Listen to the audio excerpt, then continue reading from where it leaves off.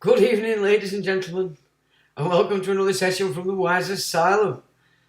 Well, it's all going off over in the old Ukraine, is it not? My bridge is blown up now. It's not looking good, is it? It looks to me like NATO are full on in there.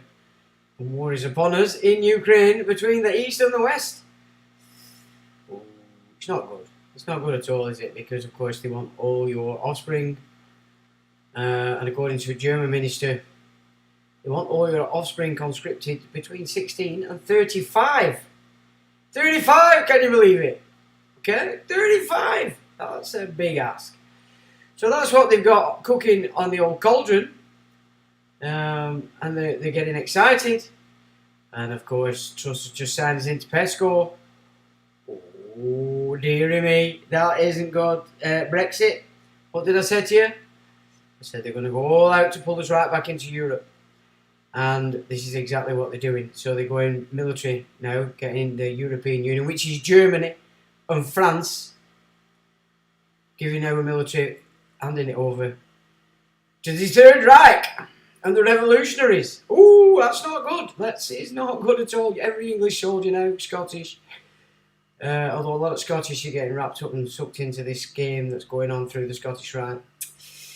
Hey, dearie heck, I don't know what can we say, but things are not good, folks. Things are really not good, and as we said, and as I've said, you know, we've no king, and we've no prime minister contracted to this realm. So they're making a mock and running amok and causing all sorts of trouble and shoving us right back into Europe. Next phase will be financial. We've got the Bank of England, as we discussed last week. He's put in 65 billion. Into the mix to prop up the UK economy and the pension funds, which isn't a good thing to have to do. But of course, it gives Bank of England even more power over our entire banking system and our economy and the way you guys spend or don't spend your money. And of course, we have to remember that this digital currency that they're trying to push through, this is the Chinese model whereby your phone will decide what you can and can't buy if they lock you down again on the climate. Your app won't work. It won't work unless, let's say they lock you down and say you can only go within 1,000 metres of your property. If you don't have any shops within 1,000 feet, your electronic currency is not going to work, your digital currency, because your phone will not let it. So this it's another move to get the Bank of England Uber on top of everything we all deal on these islands, which is not good at all. But we'll have a little quick look at what they're saying, the Bank of England, in relation to what they've just carried out last week. And there's basically, wait a minute, we've got the wrong thing going on there. Just let me,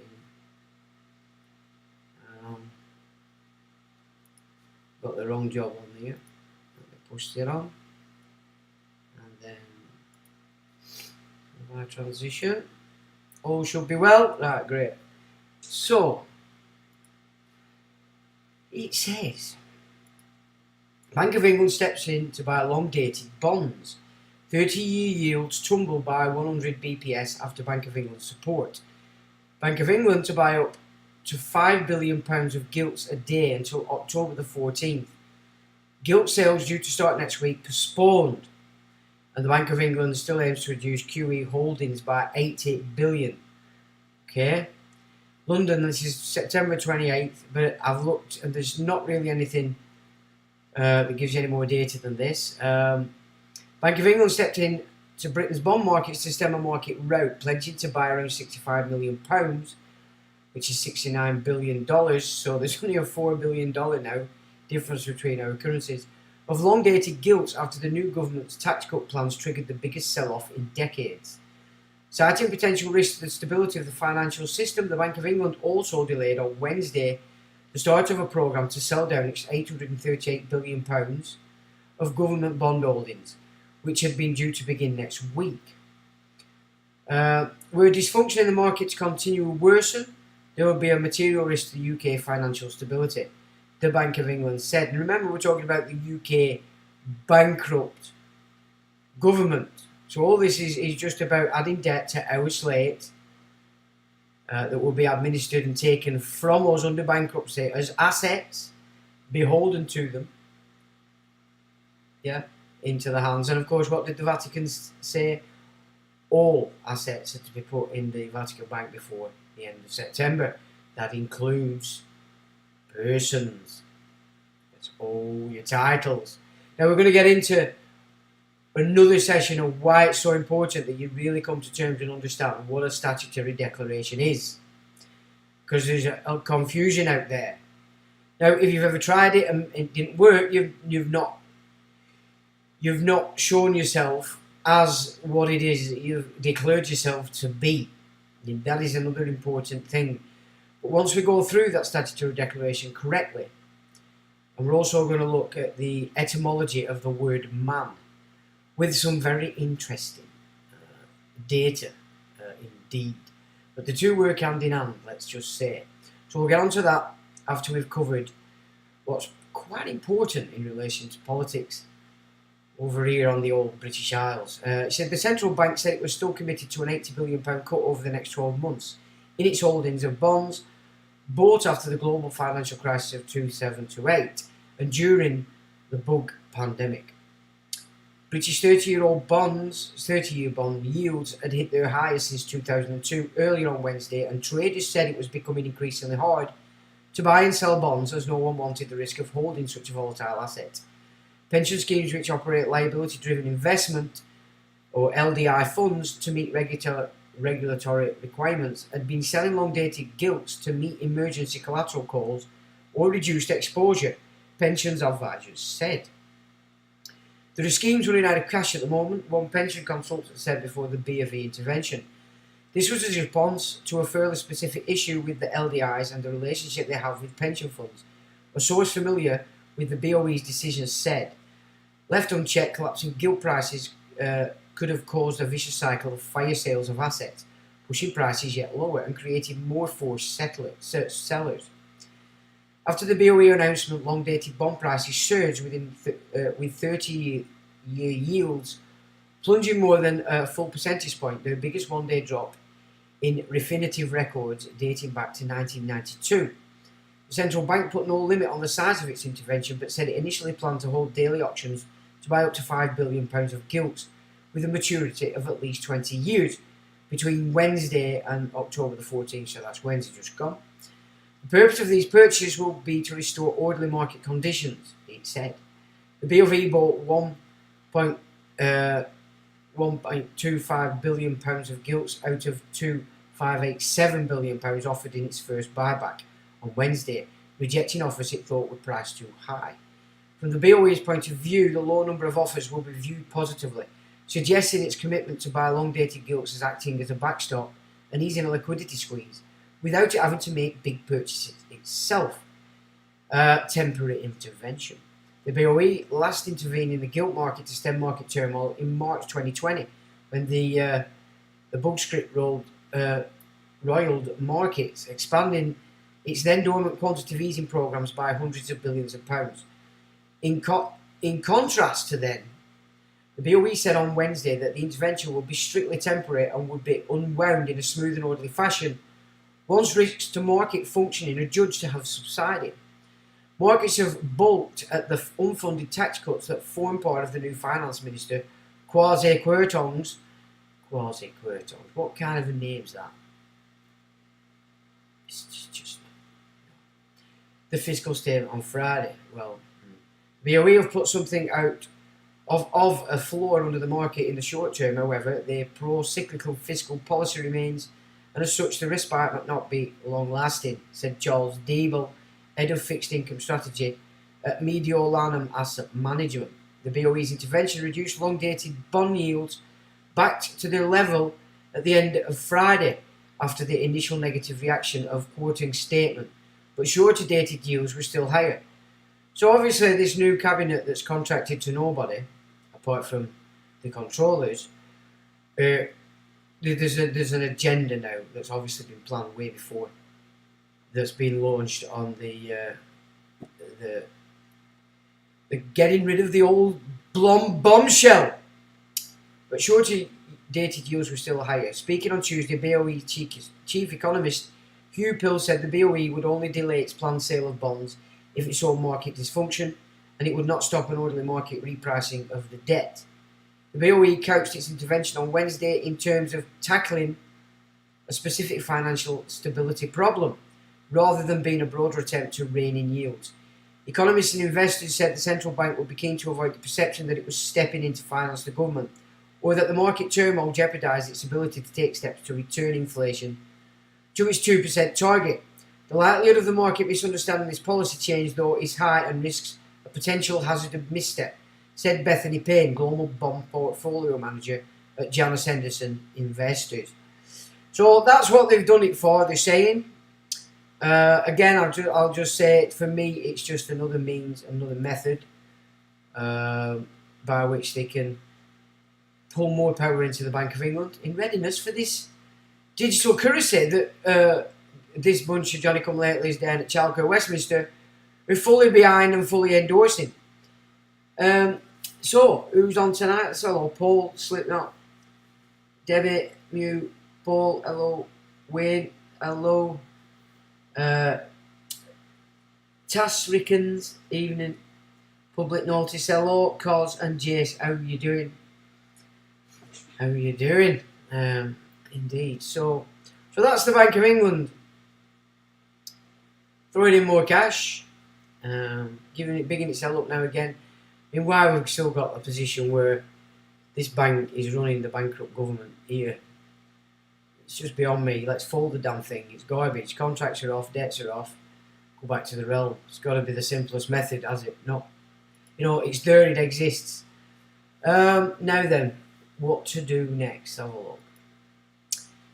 So, look what she's gone and done. Now, this is so dangerous because it's going to put our entire military and navy and air force under the command of the Germans and the French, or, as we've explored, the Prussians. Yeah, the Prussians. And, we've said, or I've said many times for many years, England, or these isles, have been run by Scotland for a very long time. And the deception of the York Rite, Scottish Rite, is where you get a bit of an insight into that. But what's basically happening is, so let's go back to, say, Thatcher. Thatcher wouldn't enter this agreement with Europe, okay? She wouldn't accept it at all. It's the Permanent Structured Cooperation on Defence, or PESCO for short, and it's 22 members at the moment in it, but now Truss has just whizzed us in it. So Thatcher said no. Tony Blair said yeah, and Gordon Brown, of course, who was his handler. Cameron and Clegg, because Clegg's a very high-ranking Crown operative, they said yeah and continued it. May tried to pull us in even further. That were rejected, and probably the reason why she went. Boris came in and said no, piss off, we're not doing it, and that were it, we're off the table. So Boris did exactly what he was told to do by you, the public, and that was his contract to get us off Europe. But of course he didn't get us off the European Convention on Human Rights, which has been the problem we've suffered all this time in relation to immigration. So it were only half out, but now of course we've got this crazy woman in, and her very odd looking cabinet with funny names, and she's gone and done it. And it says, PESCO, what can we expect from the European Union's Defence Pact? Well, I'll tell you what it bloody means right before we start. It means that our militaries are going to be controlled by the European, or Germany and France, which, if we remember, as soon as the lockdown started here, Salisbury were completely and utterly overrun by German military, or NATO, vehicles and personnel. So they got stuck in there, they moved it in there. So these agreements have been going on even while Boris was in. So that gives them full control of our military in its entirety. That's including Trident. It includes everything that we class as the British Army, Navy, RAF, Trident, etc. And all the industries that are based around that are now being dictated to by Germany and France. Prussians. Okay, it's the Prussians that moved into Scotland under David I and have been moving down into the south and into England ever since. And what we've got going on right now, but we will discuss this a bit further next week, but This new constitution that's been pulled together through the Constitution Unit, which when it was being formed back in the day, about 10 years ago, Life in the Mix was publishing copious amounts of information about it, warning about it, explaining what it was going to do. I think it might be time to pull those reports up and maybe put them on the website for next week so we can discuss them a bit further. But basically, the Constitution Unit has recreated and recrafted the Constitution in order they can, with this king in waiting, remember, seeing they're doing this while there's a king in waiting, they're going to sideline the English realm completely. So you'll just have the Scottish realm. Scotland wants to join EU. Yeah. I mean, the only reason the Scottish haven't gone independent so far is because there's enough real Scottish people who are not stupid. Because they, you know, most of them are just sucking along with all this stuff because, oh, England's not having a good time. We like that because we're not very bright. But, you know, obviously the real Scots, I'm not talking about the bloodlines, I'm talking about the Scottish people that really understand the game. They've made sure that independence hasn't come to pass. Now, that's good. So it shows that not everybody in Scotland is necessarily as dumb as everybody in south of England, just to give you a parallel. But, well, of course, probably in the north of England as well. But then, if they've been listening to me up here in the north, they're a bit wiser. So basically, what they're setting up now with this king in waiting is to completely and utterly remove the English constitutional realm out of the mix completely. That's the intention. That's what they're aiming to do, and that's exactly what they're doing right now as we move forward. And that's what nobody's talking about. So that needs to be understood, and we'll not go into that right now. We'll leave that till next week. But this PESCO union is basically, they can now put European troops on these islands, obviously because after the last almost 3 years of nonsense under this lockdown scenario, they realised that the Brits, because we're multicultural, and I have to stress that, hasn't actually gone the way the Kalergit plan intended, because, well, it just hasn't. I know they're trying it off now with the RSS and the Scofield down in Leicester and Birmingham. They're trying to create this diversion, this civil unrest between two groups that, you know, if you've got a problem and you're fighting a war between Pakistan, Kashmir and India, please leave on the next available flight and go and carry out that crap over in India, over in Kashmir and over in Pakistan. We don't want it on our land, thank you very much. So we don't care about your concerns. We're not interested in your concerns. We see it for what it is, and we're not having it. So go back to where you're about to prepare to go to war with each other, all about the land. Go over there and do it over there, thank you very much. Because that's the kind of stuff that's going to pull in. So you're going to have frogs, you're going to have the Germans, you're going to have the Dutch, the Italians, you know, and on and on. All these European militaries shoved in here while our militaries are over there in Ukraine. Can you see the game? And I mean, it probably the militia, far easier as militia here in England to be combating foreign troops. It'd be a lot easier for us to do that because nobody would want to be going to battling their own troops if the jackboot comes out for real. So that's the most important part of why this PESCO thing has to be understood. And we need to say, no, thank you very much. So I can see this government falling flat on its face rather quickly. I would suggest if they're going to operate in this manner, which is exactly what they're going to do. It says the European Union member states are poised to sign a defence pact today in an effort to unify the bloc. And this is 2017, by the way. But of course, because this is what we're just signed us into, it's important. In an effort to unify the bloc after the Brexit vote and reduce Europe's dependency on the US military. Led by France and Germany, the so-called Permanent Structured Cooperation on Defence, or PESCO, will see 22 EU member signatories pool their military resources, including its crisis response troops, while cooperating to develop weapons.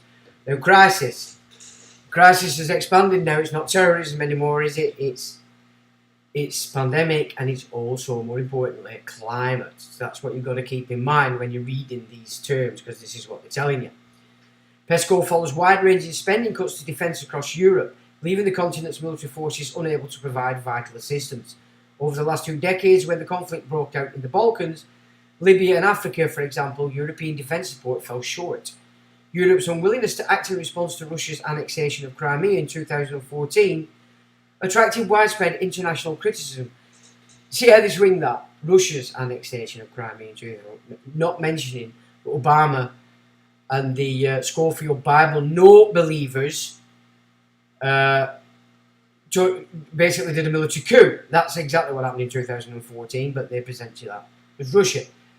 A senior EU official said that the current EU defence integration plans have already made significant progress. However, the last major attempt to create a European Defence Pact in the 1950s, spearheaded by France's Prime Minister at the time, René Plevin, failed. The agreement was signed in 1952 to harness Europe's military potential in case of conflict with the Soviet bloc, but never came into effect.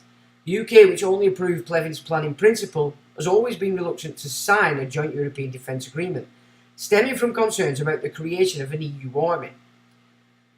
Will PESCO work? The election of pro-European centrist Emmanuel Macron as France's president has helped to push PESCO forward, given that he is a strong proponent of EU integration.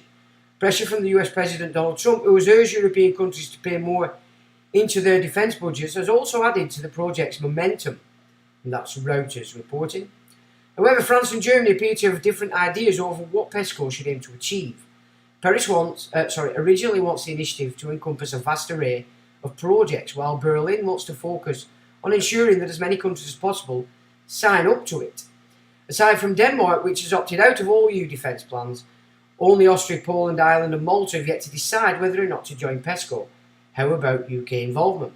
While London is no part of PESCO, British officials have made it clear that the UK is keen to cooperate with the EU on defence after 2019.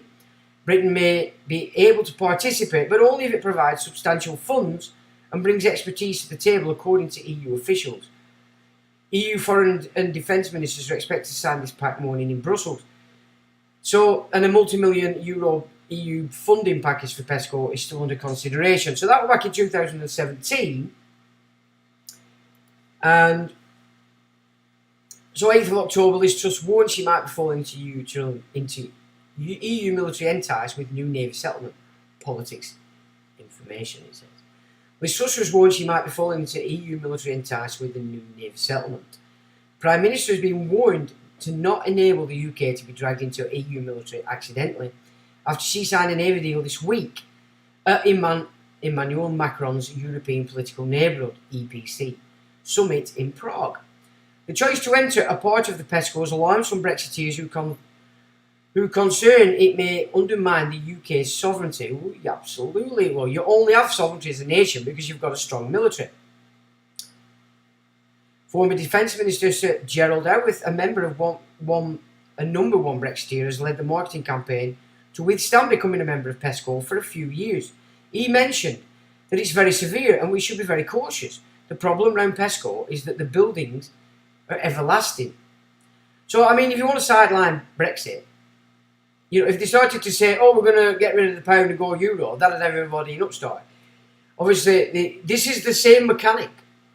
It's just not the finance yet. This is the other important aspect of pulling us in. Because, of course, we're only ones these days that have any military prowess in Europe.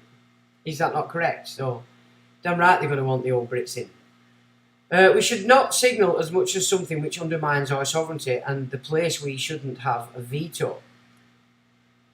So that's another, we're going to not have a veto as well if we join this thing. Second, we should not do something that undermines NATO. If now we have learnt something over the previous few months, is that we like NATO for the defence of Western values in Europe, in opposition to our enemies, which are, in the intervening time, is clearly Russia. On the EPC Assembly on Thursday, EU member states voted unanimously to permit the UK to affix the mobility venture that will enable the UK to manoeuvre troops and navy tools extra shortly. The UK authorities determined to enter the stranding case Britain is known as a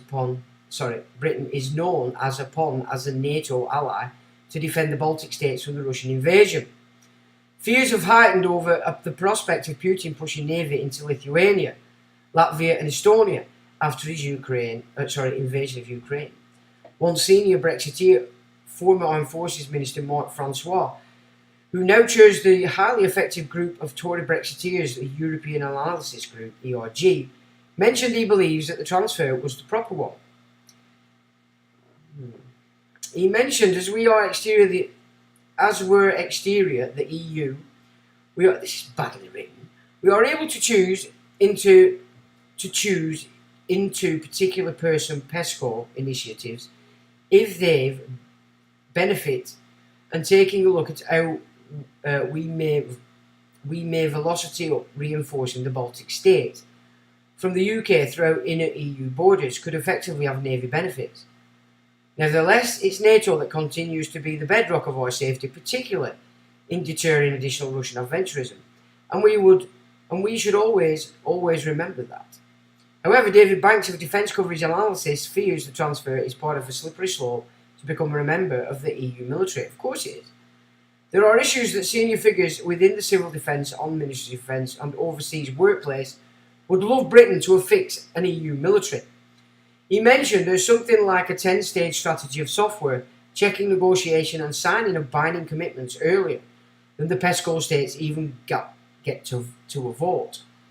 How has it come to this?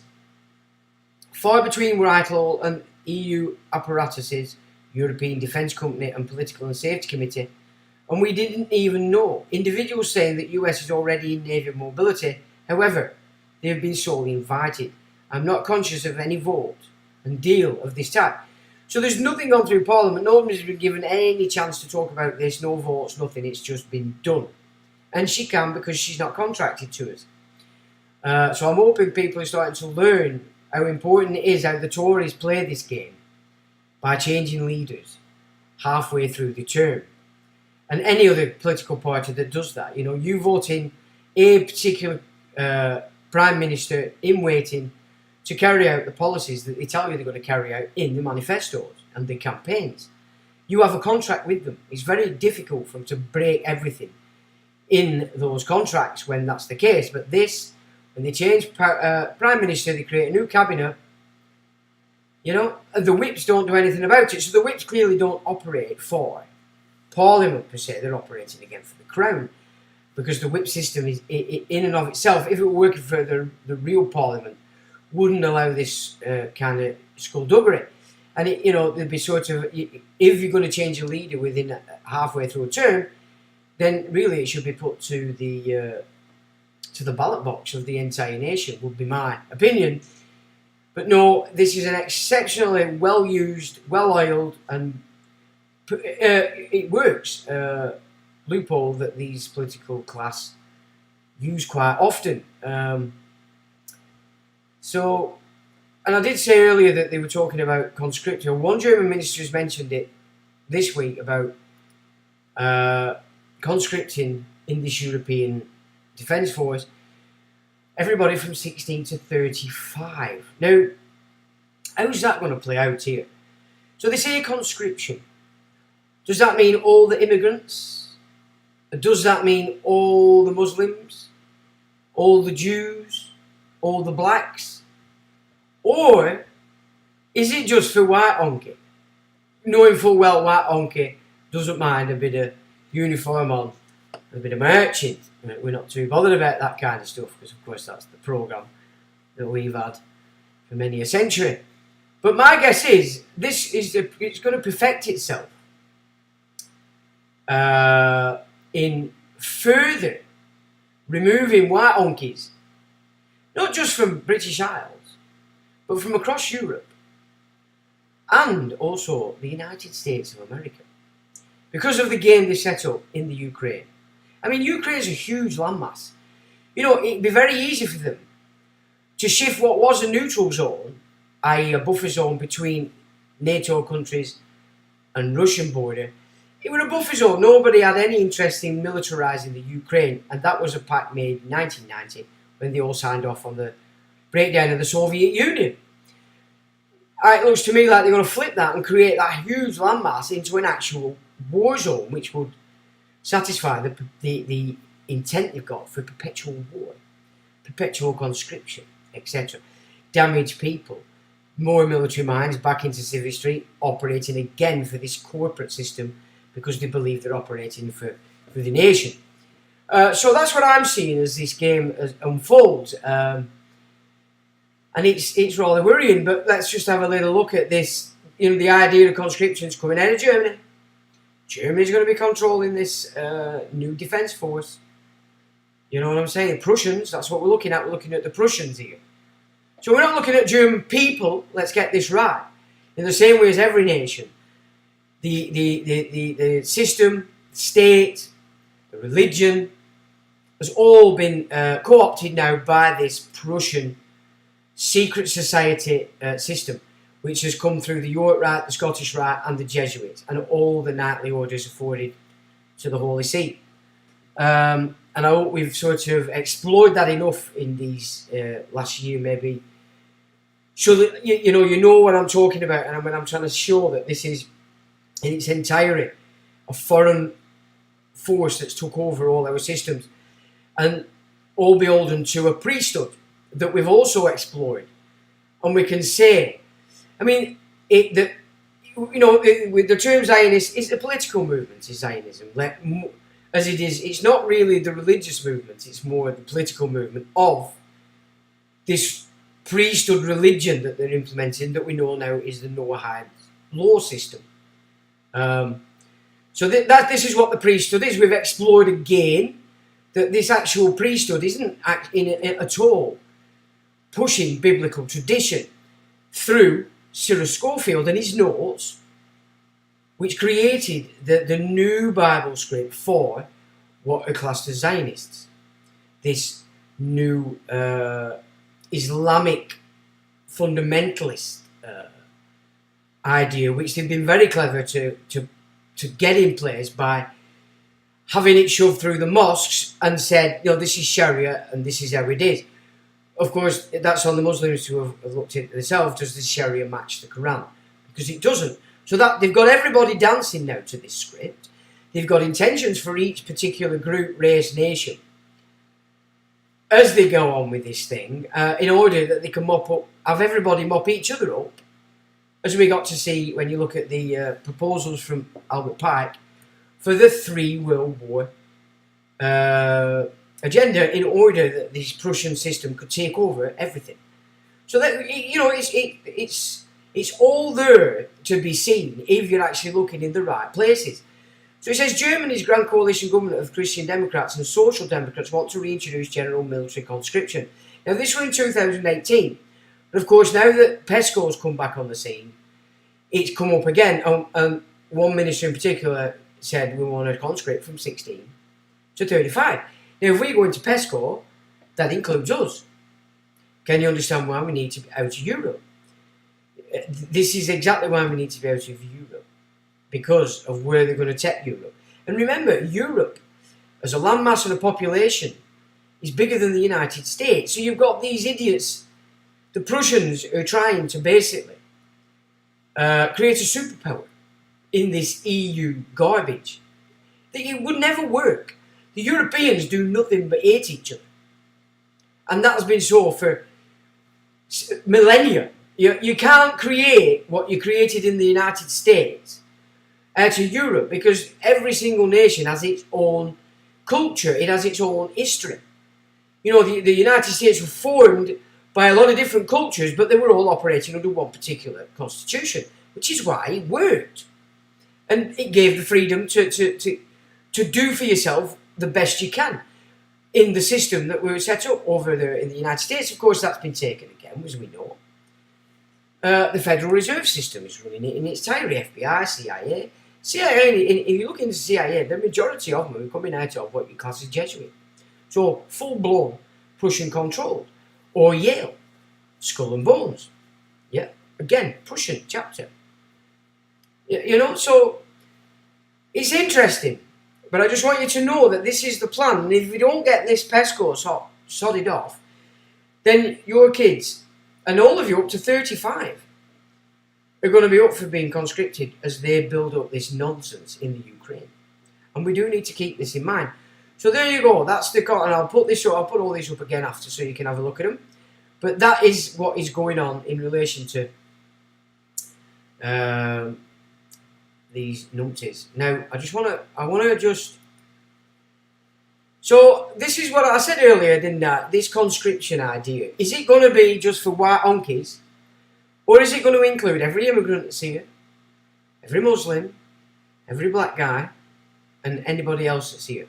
Yeah? Because that's what conscription is. They're all here on person, that's why they're being given the papers, they become person. We know they don't understand it, but that's their own fault for coming here via illegal ways. I don't really care. So, is that the case? Because we need to watch for that. Otherwise, this little plan is going to start to be implemented in a manner that we can start to seize reality. Because a lot of people don't believe this, but this is real. This is fact, and it's from a time 1922. It's no new idea. You know, they didn't always just 20 years ago, let's just annihilate everybody in Europe. No, this was planned a very, very long time ago. Now, the essence of the Kalergi plan, and this is a piece off my website. I know probably a lot of you have actually looked at it before, but let's just put this out there and vocalise it for people that just like to watch videos and don't necessarily want to get involved with the links. In his book, Praktische Idealismus, Kalergi indicates that the residents of the future United States of Europe will not be the people of the old continent, but a kind of subhumans, product of miscegenation. He clearly states that the peoples of Europe should interbreed with the Asians and coloured races, thus creating a multinational flock with no quality and easily controlled by the ruling elite. Kalergi proclaims the abolition of the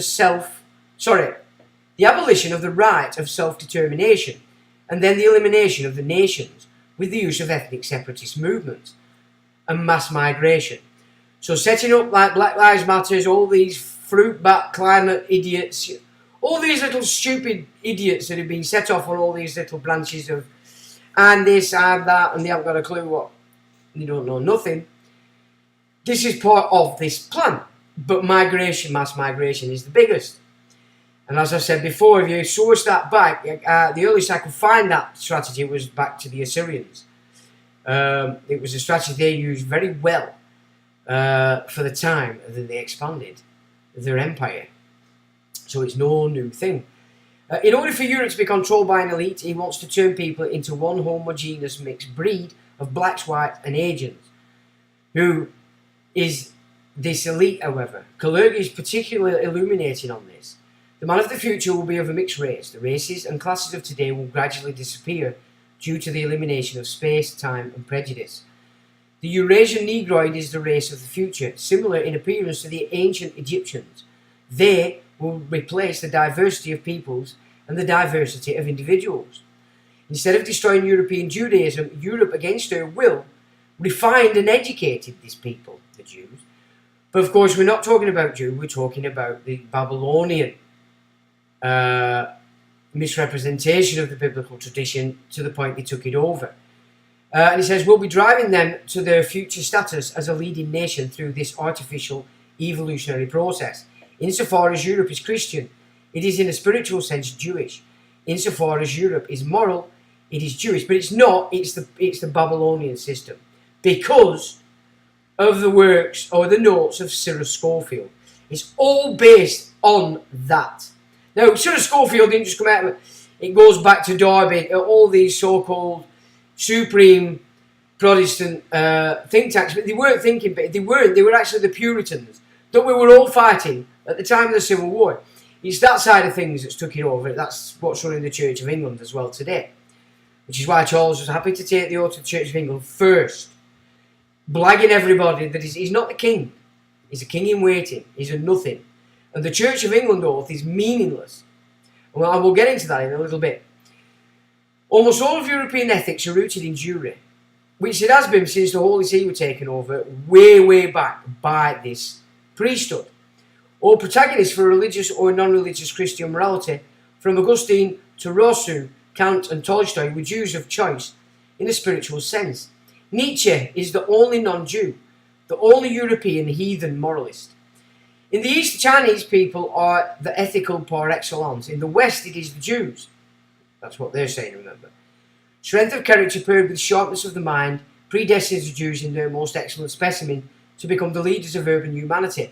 from the false to the genuine spiritual aristocrats to the protagonists of capitalism, as well as of the revolution. Now we stand at the threshold of the third epoch of the new times, socialism. Also, socialism is supported by the urban class of industrial workers, led by the aristocracy of revolutionary writers. This development, and with the chaos of modern politics, will only find its end when the spiritual aristocracy seizes the means of power of society. And that's Richard, his own words in 1925. Now listen, this is what I'm trying to get across to you. So we go back to David I, in come the Prussian aristocracy, which take on this Babylonian theology. They took over, the Bruce brought them in. This is why they've all made you all despise Edward. They've made sure that nobody understands what were actually going on back in them days. I'm not saying he was a good guy, but he was a man of his time. And the way they presented him in relation to what he was doing battle with is an inversion. The Bruce brought in the Templars. That's when it started to begin. Okay, that's when it really started to push in. And all the aristocracy across Scotland were then shifted across to America, to Canada, to Australia, everywhere, in order to do battle with the existing aristocracies.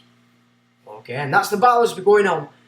And there's an interesting thing, I've been watching Penworthy, is it? You know, the guy, Alfred, that was the butler to Bruce Wayne in the Batman series. So I've watched that, I just found it out of nowhere the other day, started watching it.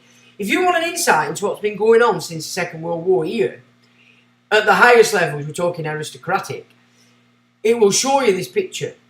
And it uses fascists and this unnamed league. That it doesn't really tell you what they're about, but we know that that's who Batman actually ends up working for. That's his baby sort of thing. But so it doesn't actually tell you what that is. I'd say it's probably the existing aristocracy moving against, or trying to fight with, we're moving against it, this Scofield notes believing system, shoving its will everywhere. And that needs to be really took on board by everybody, because this is exactly what they're doing and why that's important. So I'm just going to give you a bit of a pointer as to what I'm talking about when I say Scofield notes, because this is the foundation of the Jehovah's Witnesses, the now Protestant Church, Vatican II, all your backstreet happy clappies, every single denomination you find across America, the Freemasons. Yeah, this is where all this is coming from. So what changed? He said the Scofield Reference Bible shifted Christian theology from the fulfillment of the Hebrew and Egyptian traditions in the Gospels, because that's what the Gospel is, or rather the Luke, according to Luke, the others were all pulling in the rabbi, because Luke never called Jesus the rabbi, because he wasn't. As ordained by God, to a false idiom that God wanted the Talmudists to invade and take over Palestine. So basically, it's through the Scofield Bible, they've actually hoodwinked everybody to believe that God actually wanted the Talmudists to invade and take over Palestine. Now, the Talmudists, as we know them, before that were pulled together in about 400 AD, the term used to describe this priesthood was the laws of man. The Philistines, or whatever the man was speaking, and he mentioned often the priesthood of the laws of man. So this, today we know that as Talmud.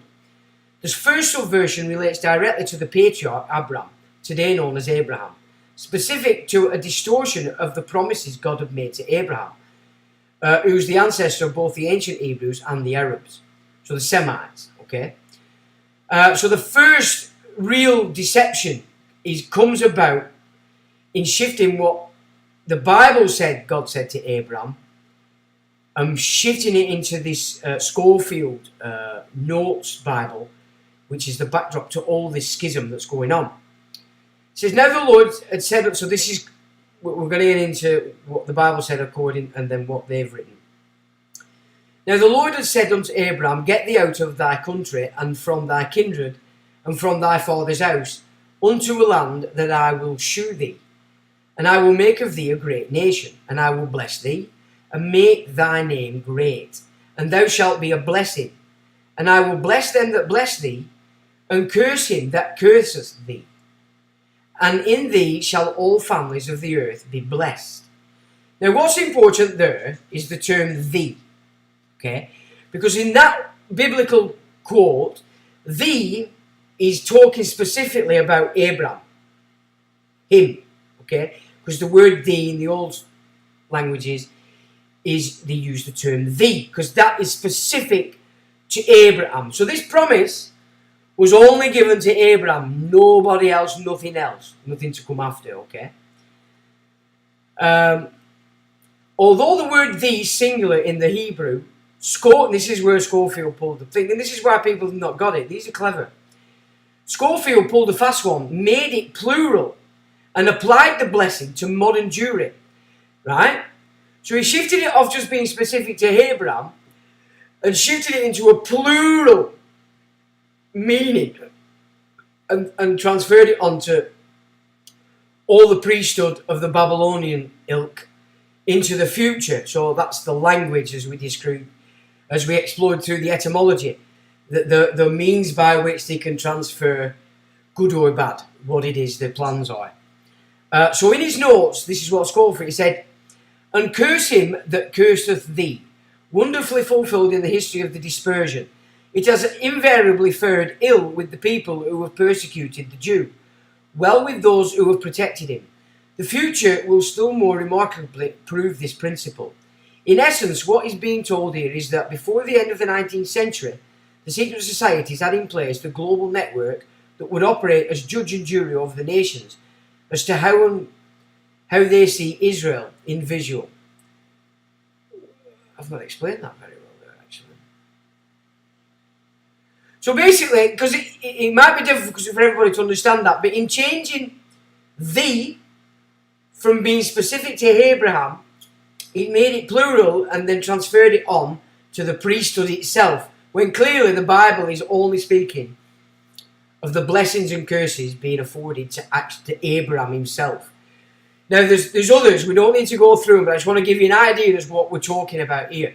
Because this fake and false translation is the backdrop to all the Zionist stuff.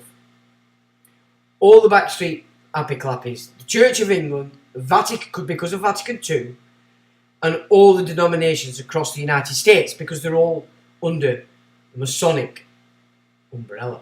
Alright? Now, I want you to just... This is why it's so important that people understand this, because I've just said they're into PESCO, they want conscription, so when we're seeing this now, we know that's what they want, and that's what's going to be pushed. So that comes out by a German minister, they want to see what the reaction is, but this is why it's so important that we start to see it in these terms, because if what I've suggested is correct, then this conscription is only going to be against the white honkies, because of the agenda we've just looked at, given to us by Richard Kalergi, okay? Because this is what they want to do. And they're a long way there. They've got the mass immigration in here now to replace. You know what I'm saying? But we have to be on guard now. We have to stand true, and we have to start to see your government isn't going to sort this out. The Crown isn't going to sort this out. We have to pull this forward. We have to move this and move back to the realm by pulling it back into the mix and ensuring that these people stop obfuscating it and running off on their own plan. Now, I want you to look at this little yellow here, because this is the special note when you're looking and going through the birthrights have afforded to themselves from Abraham. So you know what God said to Abraham, only it ended there at Abraham, but they've transferred it onto all this bollocks. And then I've gone this side. So you've got two, you've got England, and you've got Britain, and you've got America, and then to that you've got this Mashiach, the Antichrist, as Christians would know them, the Messiah, as this Babylonian cult, including Trump, including Charles, including William, because the Messiah is going to be the King of Jerusalem. And remember, this post was created by the Templars. Now, as a special note on this image, it says, listen carefully, Britain and the USA are the two witnesses who are prophesied by Christ in the book of Revelation to be overcome killed and made slaves to the rest of the world as a punishment for not fulfilling the covenant or contract that they made with God at Sinai, to keep only God's laws contained in the Torah and to give the demonstration to the rest of the world of how fair God's laws are for everyone.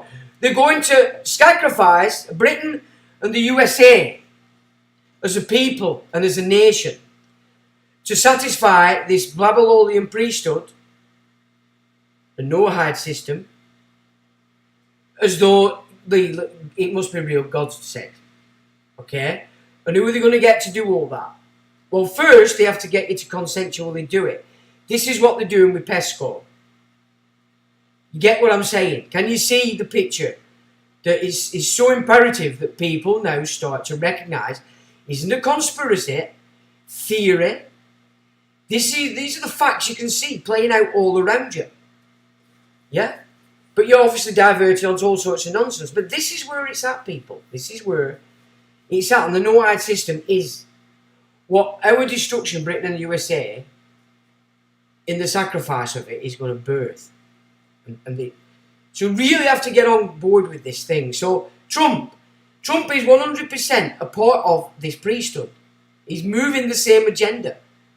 They call him King Cyrus for a reason.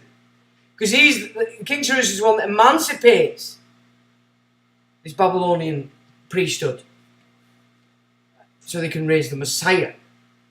Don't forget, they have to build the second temple first. You know, the Muslims are aware of this. Yeah, they built the temple. It's there in bits, ready. They've tunneled under to try and undermine the mosque that's there at the moment. Because that's what it has to be. It can't be anywhere else. And, you know, this is all... If you're not aware of sort of a lot of these theologies, you will never make sense of it or understand it. Which is a shame. But, of course, if you've been had this shoved down your throat from a child, you're going to edit everything as you get older, and you're not going to study the stuff that you need to study in order to get the bigger picture. You're going to be trapped within the bubble that has been created for you, and you have made no attempt to get free of. And you've got the blue and red cross deception. York Rite controls the Blue Cross, a portion to Scotland. Yep, the York Rite's supposed to be English. Can you see how everything's inverted? It controls the monarchs. They are the rule keepers as set out by the line of Cain. So the York Rite is controlling all the monarchs. So that would be presidents, there would be prime ministers, they're classed as monarchs in today's systems, are they not? They are the rule keepers as set out by the line of Cain. The rules and laws they uphold are what Christ called the laws of man, which is the Talmudic system. 22nd degree Prussian knight is the judge. Yeah? Are you getting that? The rules and laws they uphold are what Christ calls the laws of man, and the Torah describes as the synagogue of Satan. So even the Torah describes these laws of man as the synagogue of Satan. And notice that when we were looking through that, bringing out this new priesthood to the top, they specifically said the Torah, which means not the New Testament. So the New Testament is nowhere to be found in this, in any of it. Blue represents space, the square, that which is stable and can be measured by a rule. They control the space in which you're allowed to exist through the laws of commerce. Well, we've gone through commerce, have we not? And through the media, they present disinformation as a weapon of warfare, as rulers, and they decide the value of things, including the value of you under legal title. Mr., Miss, Doctor, QC, etc. They're all value titles. They maintain the status quo of incorporated nations on weights and measures. The law they form and enforce determines the wealth they can achieve from commerce. They represent the blue bloods, the police, military, the blue degrees. This is why they said to me that I'd escaped. All within the outer portico of the temple. The blue cross represents the war they carry out against the earth and her inhabitants. Blue in the Egyptian is symbolic of the house of war. The Scottish Rite. The rules of the dream time available to you with the Masonic platform. So you've got temporal, York Rite, you've got their version of spiritual. The rules of the dream time available to you within the Masonic platform are governed by the Scottish Rite. They represent the Red Cross of the Knights Templar. However, does England have the Red Cross? And Scotland have the Blue Cross? Can you see the deception? Time, pillars red, represents time, the compass of what has and will come to pass, representing the flow of time. The circle rolls as time flows, the flow of blood. They present the creed through the media, corporate schools, alchemy, drugs, vaccines, chemtrails, keepers of the occult knowledge they use against you. Well, of course, what they've done through all this Templar system is get everybody on the Kabbalah. This is what they've been doing, getting everybody on the Kabbalah. And that's the Scofield did it, you know, that got everybody onto the Kabbalah. Because it's been inverted, you get onto that and you're operating full on the inverse. So you think you're doing good, what you're actually doing is adding energy to the opposite. I know it's really difficult. If you've never looked at this kind of stuff, you've no idea how it works. It's difficult. It's a difficult take and to understand. But when you've been focused to this stuff for, God, nigh on 30 years for me, these you have that ability to see how, without going into minute detail, which is what most people need, so most people go for, which just takes them off onto one part of it. But you can actually start to see the game, the great work that they play, the great deception, if you get my meaning.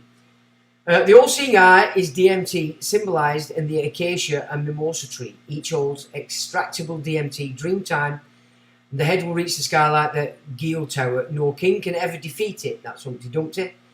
The one eye that is the pineal gland, the peacock, the Tibetan singing bowls begin the DMT experience.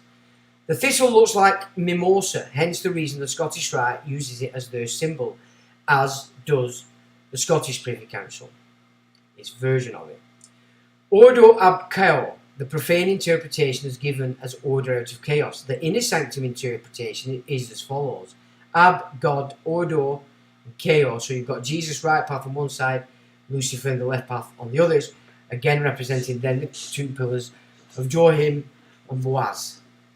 So we don't need to go any further with that, but you can see.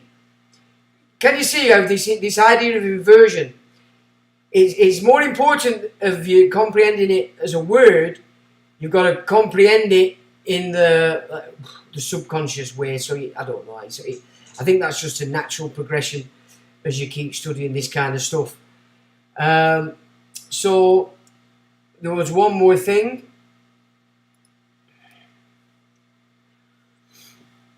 Okay, and that is Scotsman, and this was 4th of October, so it's recent. What is a Zionist? Well, I would more be inclined to call them Scofield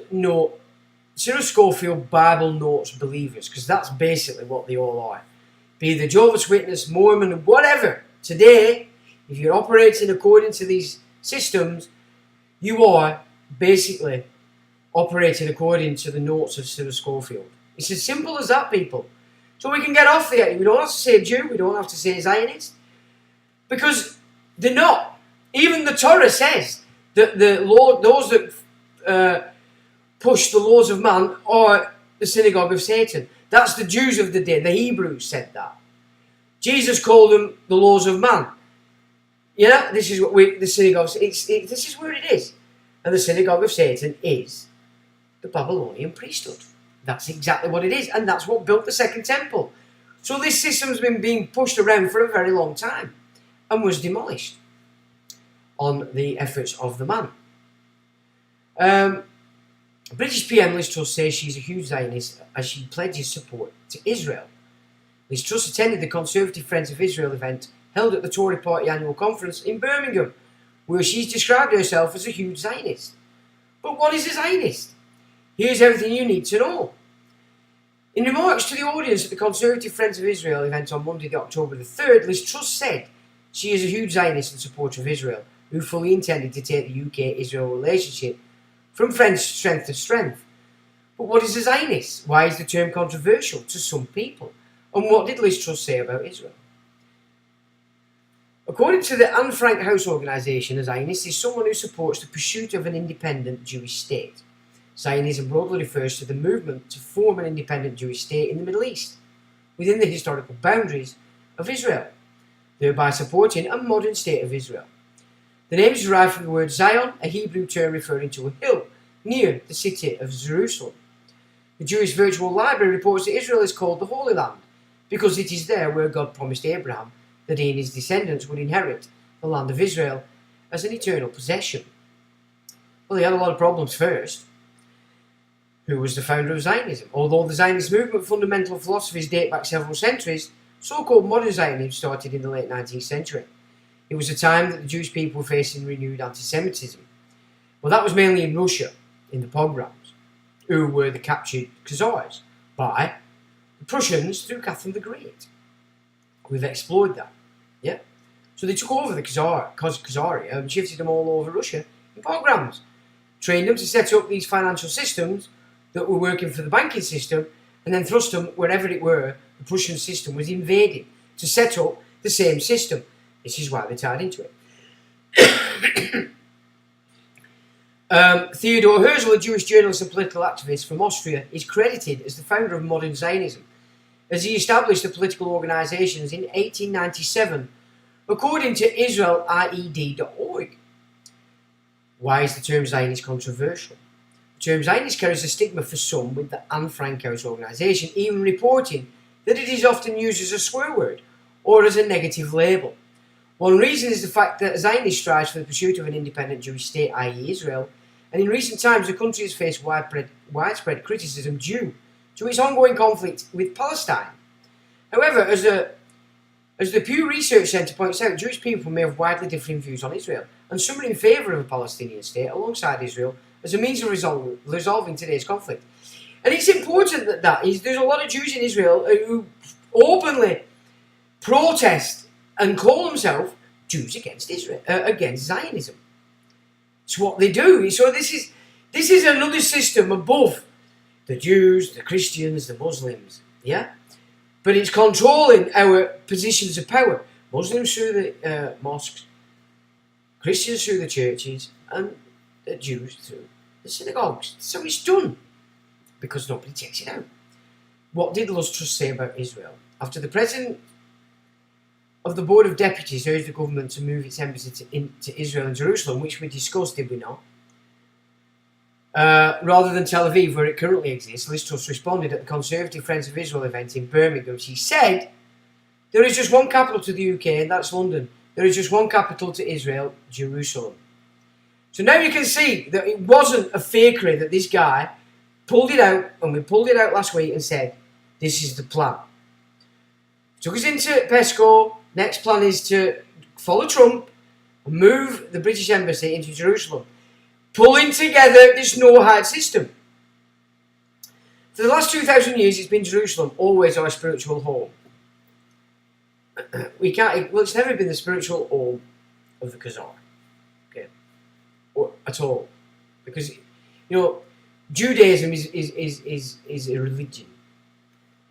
No, I've gone up my ass there, so ignore that bit. We can't ignore the historic truth, it said. She's off her tits, this woman. The Tory leaders also argued in favour of the US decision to move their embassy into Jerusalem and praised this as it promoted peace.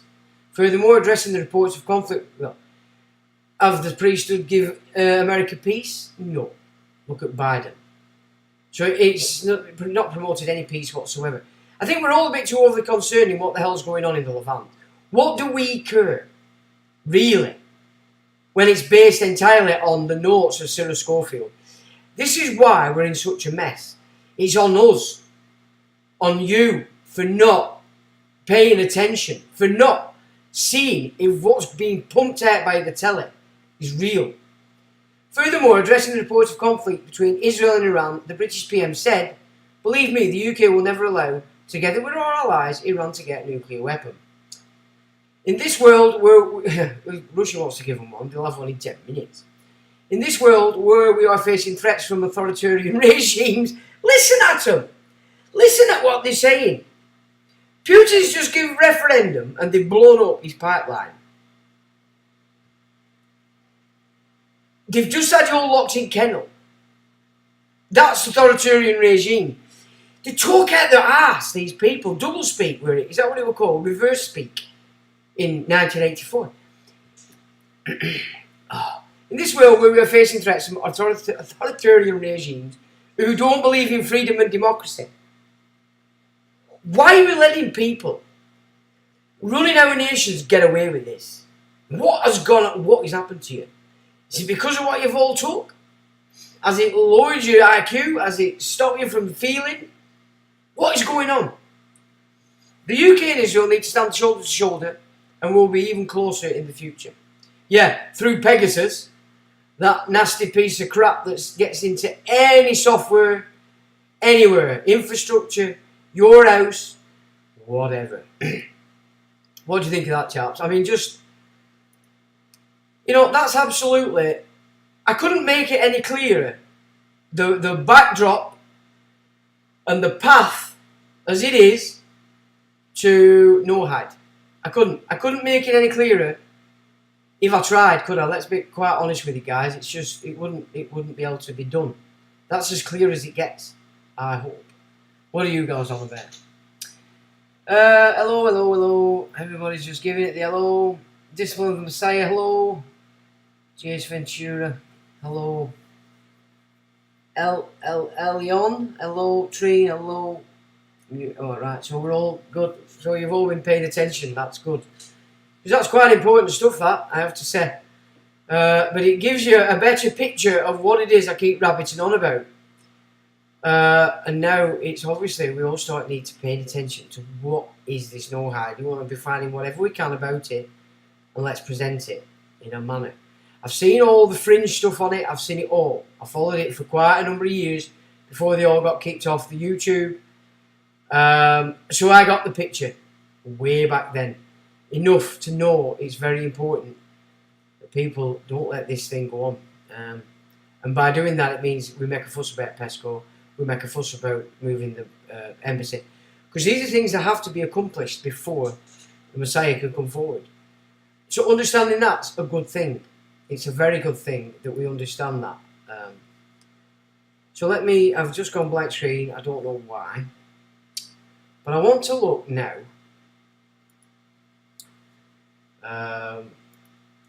at this that I put up.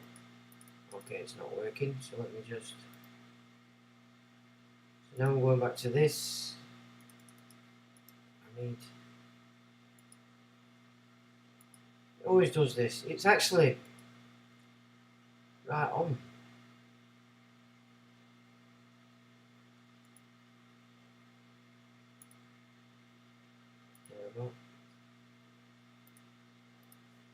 There we go, we got it. Right, so while we're on the etymology, and it's in your minds, I found this very interesting, and we'll put this in first before we go and start to look at what is a Statutory Declaration, or why is it so important that you don't allow yourself to be fobbed off by anybody who's saying, it don't work, it's not there. If it's not working, it's because you don't understand it. I can't say any different to that. So we're going to go through what it is and why it's as important as it is and why you should use it. Alright, so I'm just going to make a fag. My apologies, I'm just going to smoke. I think I've rabbited quite a bit there, haven't I? I've used up my nicotine energy, if you get one. Because I am thinking of giving up the old tobacco. Went out on my bike the other day and I nearly died. Well, not to the day, to the night. And my little lung was nearly folded. So I thought, alright. You're not a young chicken anymore, son. It's time that you get yourself together and sort out what problems you've got with your lungs. Start smoking. Right, so the etymology of the English word man. The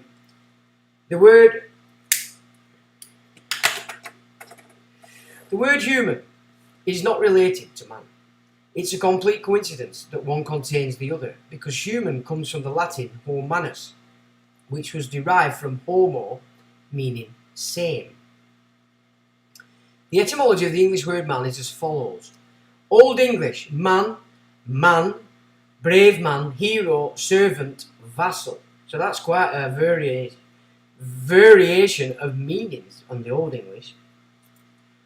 From Proto-Germanic, man was, cognates Old Saxon, Swedish, Dutch, Old High German man, German man, so as in Isle of Man, Old Norse madar or Danish mand. Gothic manor man from Pi root man, man, cognate Sanskrit manua, Avestan manu, Old Church Slavonic Kremosia, Russian muse, and man male. So man and male is synonymous through the Gothic and the Avestan. If one examines the etymology presented, it appears quite uncertain on various counts. Now this is interesting because this is where we get the idea that land and man are the same. Greek-Tamil link. Research into the genetic links between Greek and Tamil led me to a lot of common words in the core vocabulary of both languages. One such word is the word man. In Tamil, man means earth and soil. The one who lives on man, which with double N, and that's obviously the earth. Or one who is born of man is manudan, with the earth. Manudan is a male form. In Tamil, male is called an, with squiggles, which means one who rules. Now the term an is also found in Greek as andro. This word evolved as manudan, manithan, manithan, which is man. The word manithan is appropriated by Sanskrit as manushan, manush. So it's clear that the word man is derived from Tamil word manithan through the intermediate Greek. So this is why, so it's through the Greek that you get the idea that land and man are the same. Plural men, German manner, shows effects of I mutation, sometimes connected to root men, to think, see, mind. So this is what I found very interesting, whereas we go through German manner, we're actually coming up with the idea that man means mind. Now, take that back to the old biblical. In the beginning was the word, created man, mind. So, first it's the word, or the vibration, the sound, from which mind is created. So it's, if we're looking at it from that perspective, man is mind. So obviously, if the elites are operating on this, then, as I've heard many times back in the day, when I was around those kind of conversations, it's all about mind to them. If you're not using your mind, you're not thinking, you're not creating, you're classed as below par. You're not man. So to think, see, mind, which would make the ground sense of man. One who has intelligence, but not all linguistics accept this. So not everybody accepts that as real. So I am as he say that say thee, come hither, John, my man. Sense of adult male is late 1000. Old English used were and whiff. So this is wife, again, midwiff, which denotes female, to distinguish the sexes. So the sexes were distinguished by were and whiff. So when you get into werewolf, werewolf, you know what I'm saying? But were began to disappear late in the 13th century. So that idea sort of disappeared in 1200s and was replaced by man. Similarly, Latin and homo and ver, adult male being human, male human being. But so human being is tied into the Latin, which is interesting, is it not, considering it's Latin that they've used to obfuscate and confuse us. So that's no surprise there. With homo extended to both senses. I think that might mean sexes. But then masculine is a sense and feminine is a sense as well, so that could be correct. A like evolution took place in Slavic languages, and in some of them the word is narrowed to mean husband. Pi had two stems. Uehro, freeman, source of Sanskrit vira, Lithuanian viras, Latin vir, Old Irish fur, FER, Gothic weir, and Hina man, a title more of honour than Hero, source of Sanskrit nor, Armenian ayar, and Welsh ner, Greek aner. That's a load of nonsense. Old English man was effectively used to refer to both genders. Well, the biblical doesn't. Yeah, it does. Sorry, what am I doing? That's exactly right. The Old English. So the Old English is obviously taken from the Old Biblical. Man, male, female. That's how it came about. So we've been shafted. There are two words to refer to males and females, were and wilf, which we've looked at, or werman and wifman. So werman and wifman, Old English. Yeah. So again, you can see that man determines both sexes. Wif became the modern wife, while wifman transitioned into woman, possibly due to the interactions with both the Normans and Nords. Were was effectively dropped, and man on its own became the word for both male humans and humans. So that, look, they've inserted humans. So again, you see how it's all trickery. Humans has got nothing to do with it. Were still survives in isolated words like werewolf. In modern times, man still has its neutral meaning in certain contexts, specifically in other compound words like mankind and manslaughter, and when man is used as a collective noun. Now, let's have a look at the mind side of things. I find this exceptionally interesting. Plural men. German manner shows effects of I mutation, sometimes connected to root men, to think, see, mind, which would make the ground sense of man, one who has intelligence, but not all linguists accept that, which we have covered, but I thought I'll put it in again. That which feels, wills and thinks, the intellect, late 12th century, mind from Old English, gemind, memory, remembrance, state of being, remembered, thought, purpose, conscious mind, intellect, intention, Proto-Germanic, gar mundis, source also of Gothic muns, or thought, munum, to think, Old Norse, mini, mind, German mini, archaic, means love, originally memory, loving memory, from suffix form of pi root men, to think, which derivatives referring to qualities of mind or states of thought. Meaning, mental faculty, the thinking process is from c. 1300. Sense of intention, purpose is form, and that's from 13th century. From late 14th century as the frame of mind, mental disposition, also way of thinking, opinion, memory.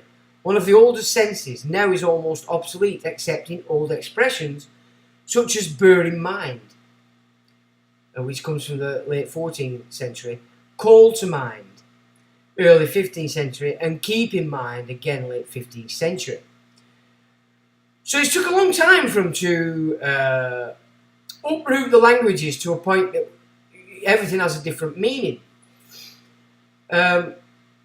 Mind's eye, mental view or vision, remembrance, is from early 15th century. To pay no mind, disregard, is recorded by 1910.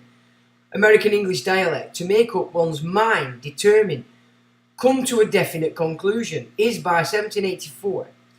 To have a mind by inclined or disposed to do something is by the 1540s. So they're changing they've always just keep changing everything.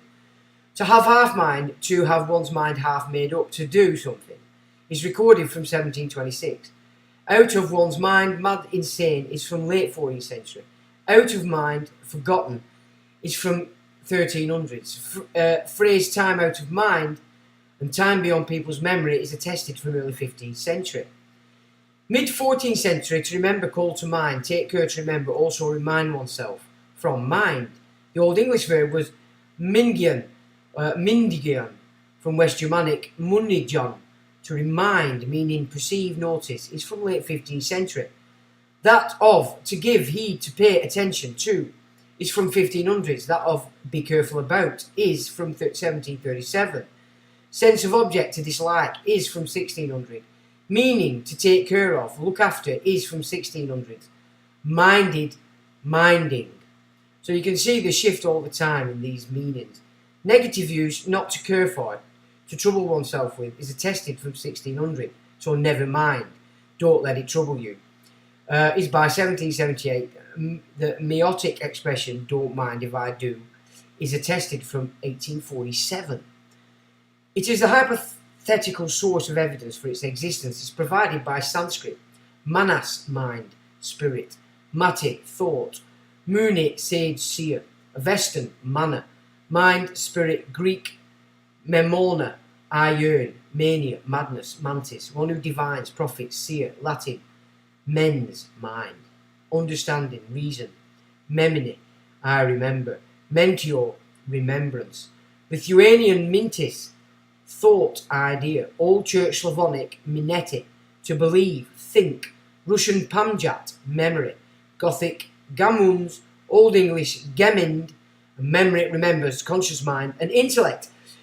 So there's an interesting take on mind actually, or man actually referring to mind. So look at this in this other way. What do you actually? So if you were claiming to be man, if the elites are still operating according to the ancient, which they do, then you're sort of declaring yourself your own mind, which would then operate with creation. You are creating. You're not subject. Your mind is not subject to the mind of another. So I thought that were exceptionally interesting, and I wanted to share that with you. Now, so now we need to be, where are we?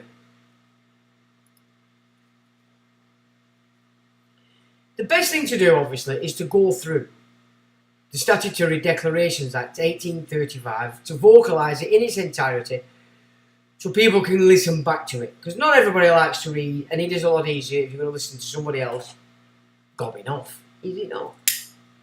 So, Statutory Declarations Act 1835. Now, oh, wait a minute. Why was the Statutory Declarations Act created in 1835? Well, quite simple. Because of this. Alright? The New Testament. Not the Torah, the New Testament. Matthew 5, okay? About oaths. It says, again, you have heard that it was said to the people long ago, do not break your oath, but fulfill to the Lord the vows you have made.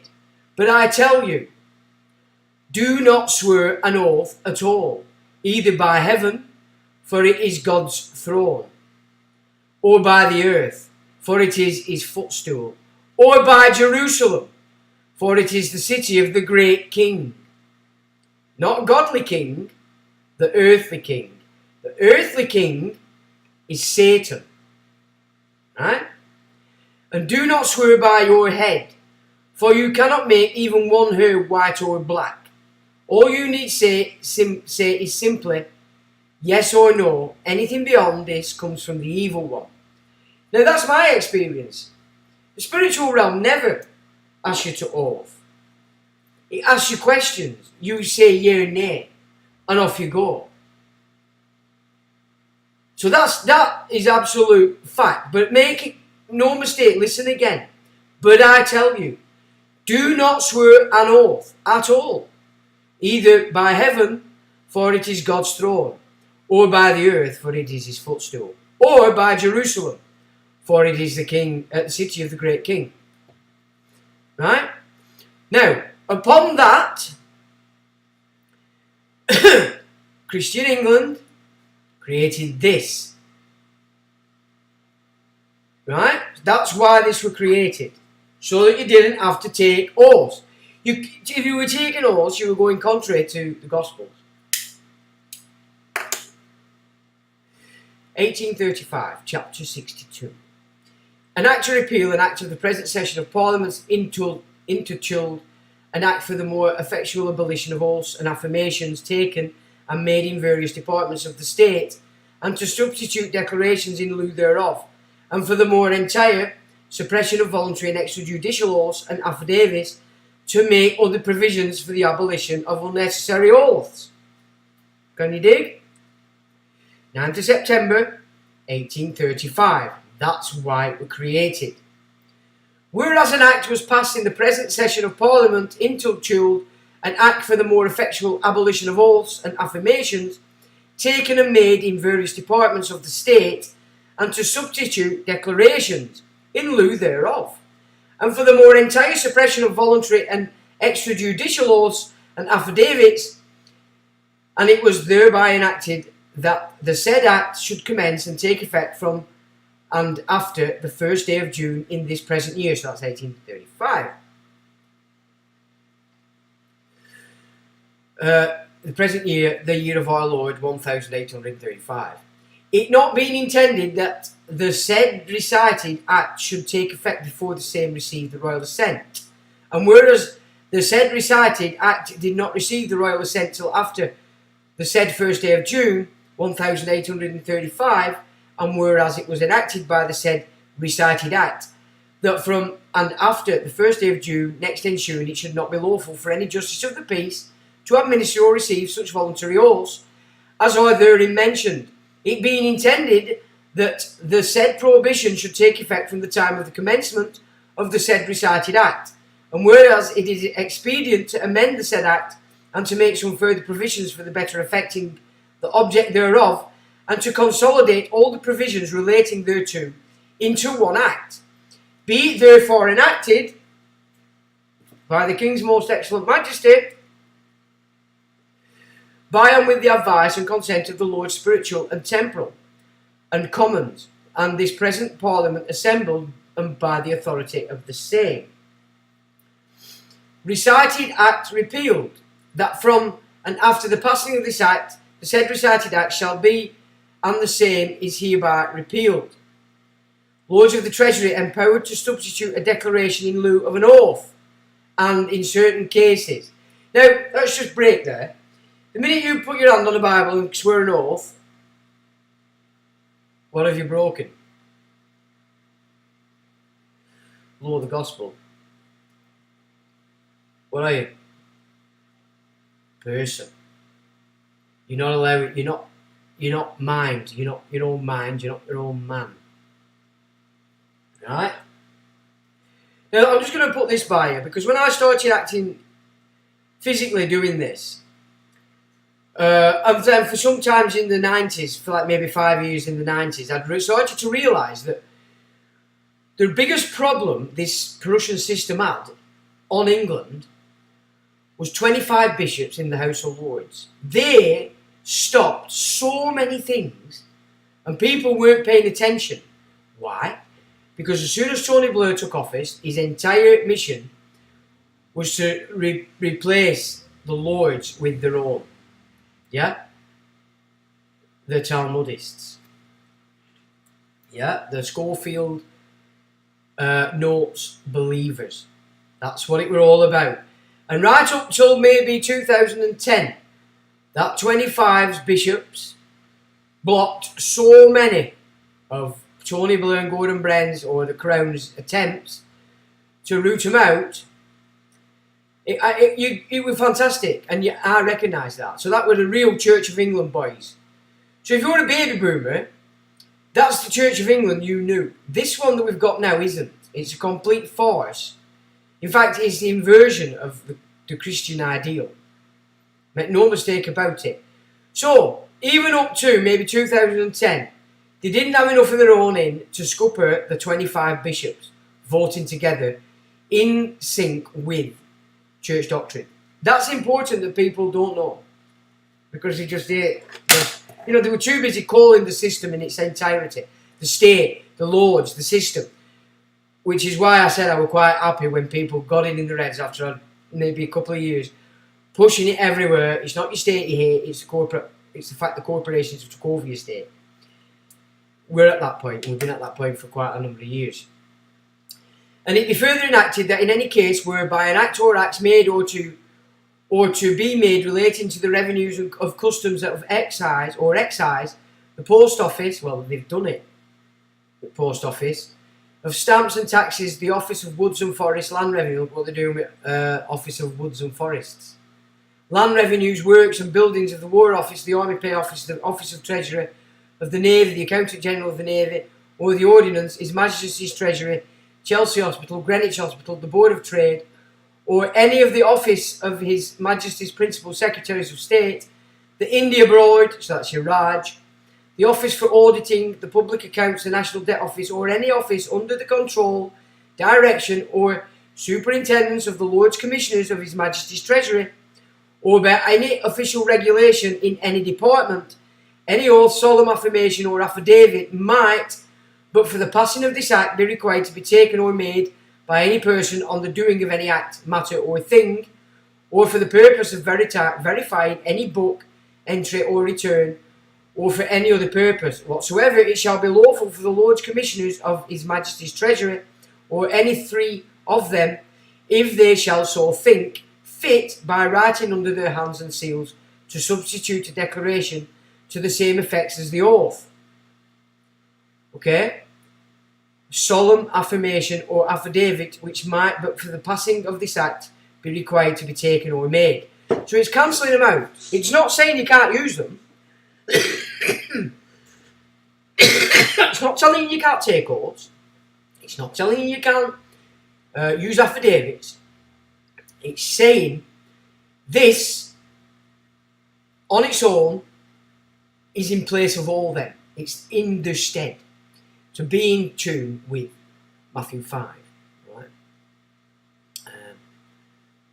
Where are we here?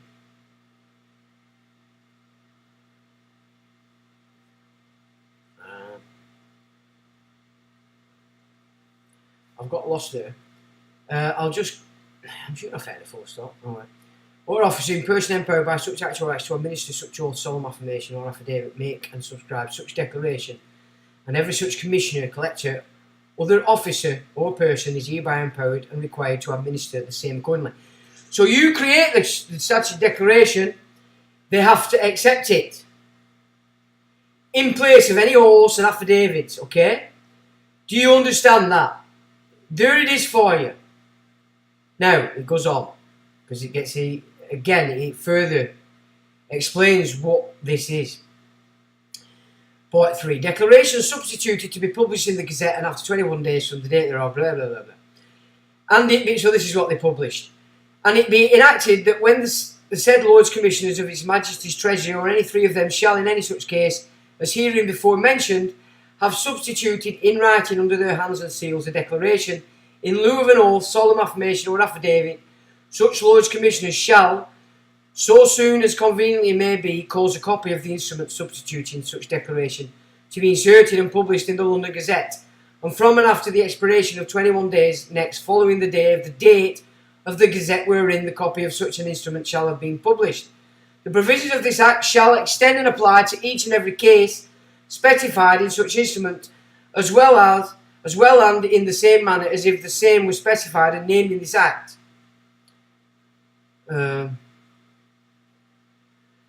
And no oath to be administered in lieu of which such declaration has been directed.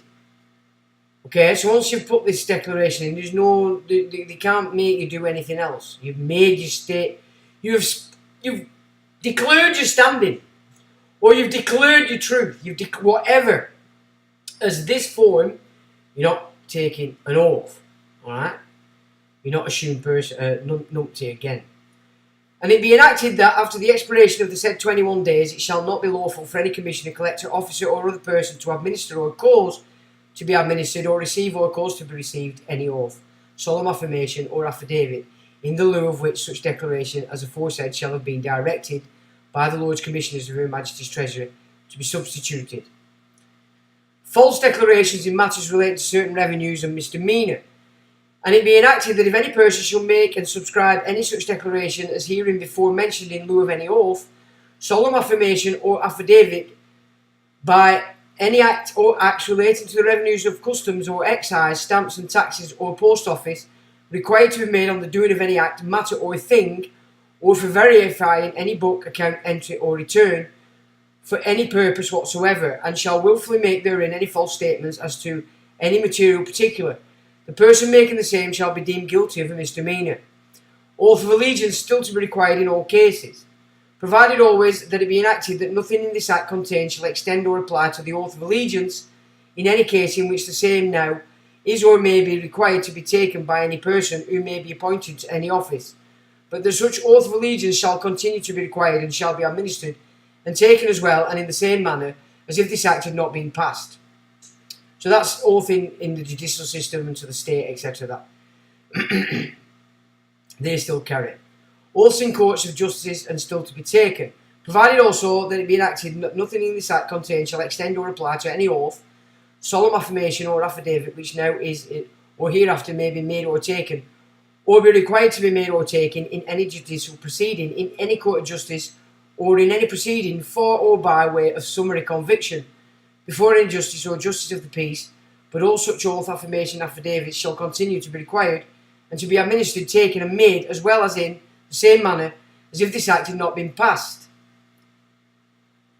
University of Oxford, Cambridge, and other bodies may substitute a declaration in lieu of an oath, and be enacted that it shall be lawful for the University of Oxford and Cambridge, and for all other bodies, corporate and politic, and for all bodies now by law or statute, or by any valid usage, authorised to administer or receive any oath, solemn affirmation, or affidavit, to make statutes, bylaws, or orders authorising and directing the substitution of a declaration in lieu of any oath, solemn affirmations, or affidavits now required to be taken or made, provided always that such statutes, bylaws, or orders be otherwise duly made and passed according to the charter, laws of or regulations of the particular university, other body, corporate and politic, or other body so authorised as aforesaid. And then it's going on church wardens. Now there's another part that I need to read, and I think I might have made a bit of a...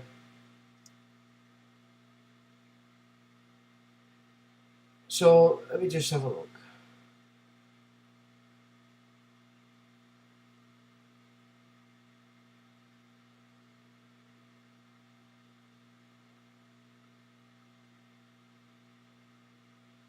There's a particular part that I need to find, and it might actually be on something else. I've not prepped properly if that's the case. Oh, sugar.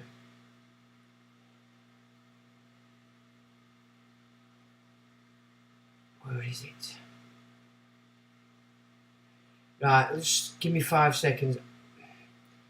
Now then, where the hell is it?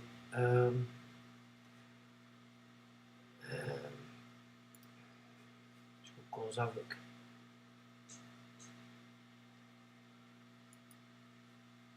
Is it this one?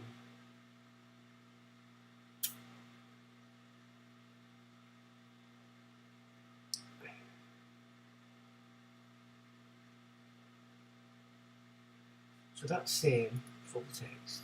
I think it might be this one actually.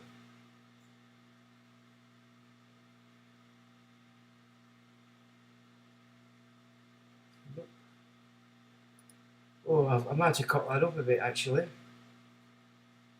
Yeah. What have I done? I've done something wrong today, and I've lost the part that I wanted, and I'm not finding it, folks. Bloody hell! Oh, wait a minute. Nope. Bloody hell. Looks like I've made a right mess here, guys. My apologies. Because it's actually the part where why it was created and the king. Basically, I can't find it neither.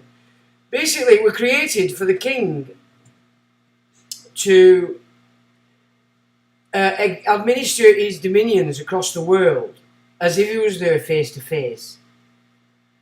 So it has standing. If you once you create your statutory declaration, wherever you use it, it's as though you're there in court. So if you're having a court case, that's the last thing they'll do just before the court case, and that they have to accept it, as you can see with what we just read. But more importantly, it's to be accepted as though you're there face to face. Is it viva voce? That's the Latin term, and I can't find it. So it's my bad. I'm so sorry. I will find it and we'll go through it next week. I wanted to get this together bagged so that you could actually get a bit of a grip of it as one. But I've just looked on my other browsers, chaps, and I can't find it. 1 second. Now then.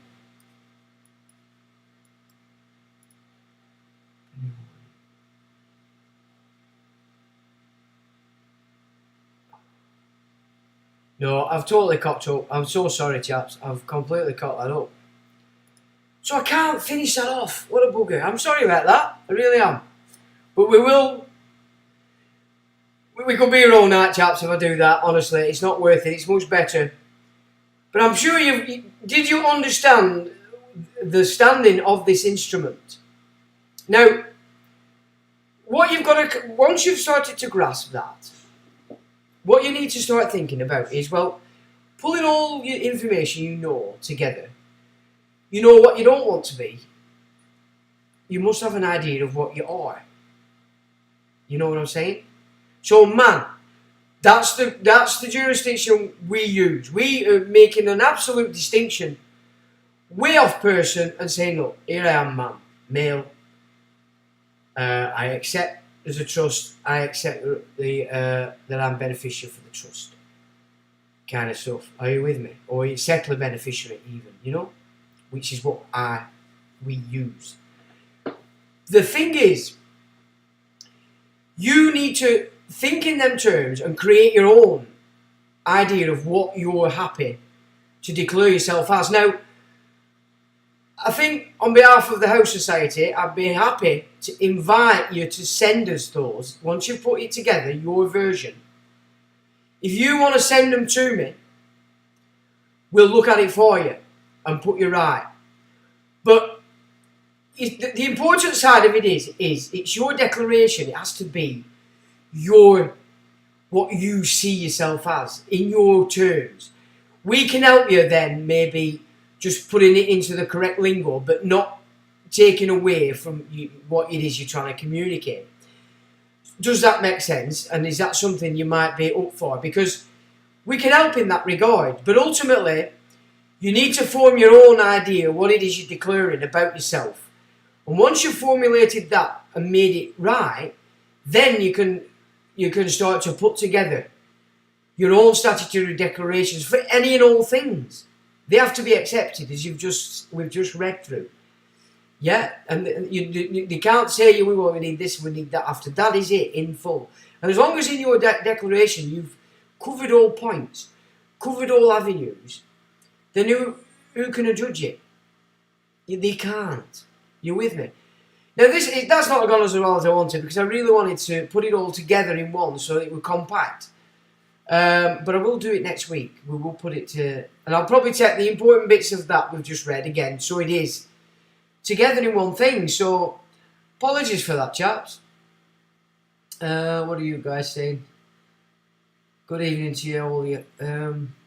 New Constitution Germany. Look, what they're doing is basically forming a new constitution, new coronation oath, etc., which we're going to go through next week. But they're omitting the English realm, the root of the free world.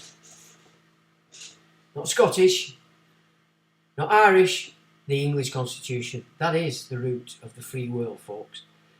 And if you like watching Netflix and such, that is it Pennyworth. Watch it.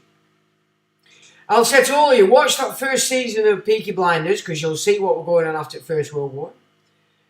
And I've only watched the first season, but it's gripping. But not because of the play, the dossing, and because it's Batman's mate. You're getting an insight as what's been going on in this country since the war.